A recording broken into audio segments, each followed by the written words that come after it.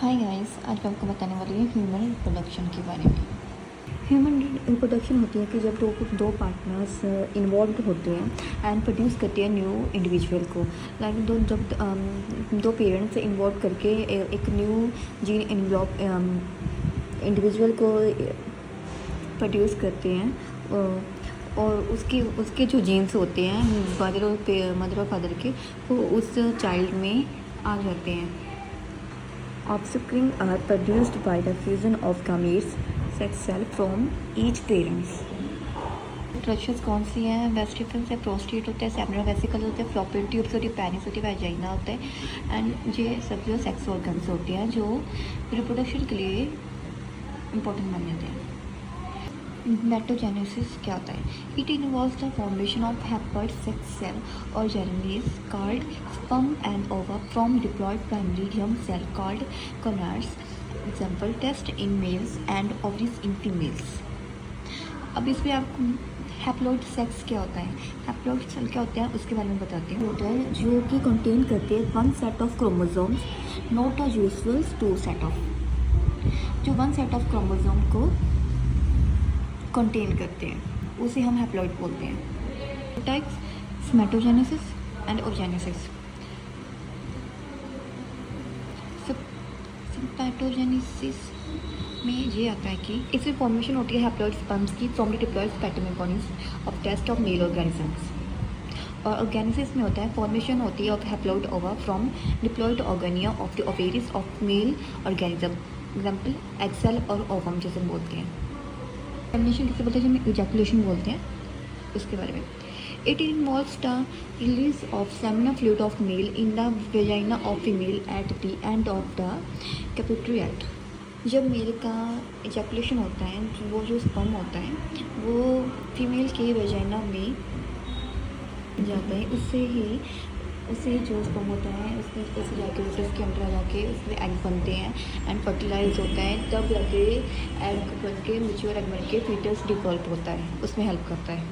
Involves the fusion of haploid male and female gametes to form a diploid zygote. Male का sperm होता है जिसमें chromosome होते हैं, एक्स वाई होते हैं, जो भी क्रोमोसोम जाते हैं। फर्टिलाइजेशन जब स्टार्ट होती है, एग मैच्योर हो जाते हैं, तब इम्प्लांटेशन वगैरह होने स्टार्ट हो जाती है एंड जो है फीटल डिपार्टमेंट की प्रोसीजर स्टार्टिंग होने लग जाती है। नेक्स्ट है cleavage. It includes to rapid mitotic division of zygote to form a small layered hollow spherical called blastula and is called as blastulation. Cell produce होते हैं ड्यूरिंग द क्लीवेज, उसको हम blastula कहते हैं, जब ब्लास्टोमर कहते हैं। क्लीवेज के दौरान जो सेल प्रोड्यूस होते हैं। इम्प्लीमेंटेशन क्या होती है? इम्प्लीमेंटेशन होती है it is the process of attachment of blastocyst on the endometrium endometrium layer of the uterus. Next step, placentation. It involves the formation of an intimate mechanical and physiological connection called the placenta between the fetal and maternal tissue. Mother और foetus के base में एक connection होता है जिससे कि baby को nutrients and oxygen लेने में हेल्प करता है। It is a temporary organ that facilitates exchange of nutrients and oxygen between mother and fetus. Baby जो है मदर की फीलिंग्स, जो अगर वो रो रही है, हंस रही है, वो सब कुछ फील कर पाता है।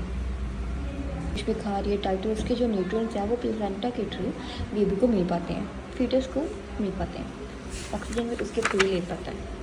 गैस्ट्रुलेशन क्या होती है? It is a process by which the blaster ink changed into gastrula lava layer with the three primary germ layers. It is a crucial development of the process. There is a single layered blastula transfer होती है into three layers में, layer structure में, जिसको हम gastrula बोलते हैं। Three layers कौन सी होती हैं? एक्टोडर्म होती है, मेसोडर्म होती है एंड एंडोडर्म होती है। ये तीन लेयर्स होती हैं गैस्ट्रुलेशन की। प्रोसेस क्या होता है? ऑर्गेनाइजेशन प्रोसेस होता है जो कि एम्ब्रियो सेल्स होते हैं ना, जो उनको डिफ्रेंशिएट करता है, develop for into the organs में between the 3rd and 8th week of the gestation.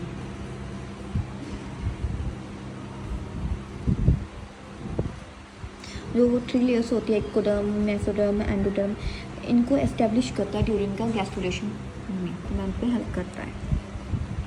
क्या होती है? पार्टीशन होती है कि प्रोसेस होता है कि जब कि हम बेबी को बर्थ होता है, बेबी को बर्थ देते हैं, include explanation of the placenta and membrane.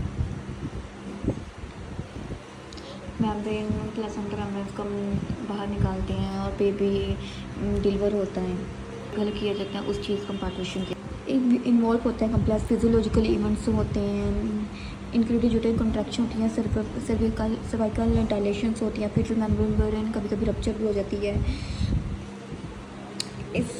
इन सब चीज़ों को हम पार्टीशन कहते हैं। इसमें बहुत सारी प्रॉब्लम्स भी होती हैं, कभी कभी सब कुछ नॉर्मल भी हो जाता है। I hope you understand. बाकी का हम कल बताएंगे। कल हम ह्यूमन मेल रिप्रोडक्शन के बारे में पढ़ेंगे। Thank you guys.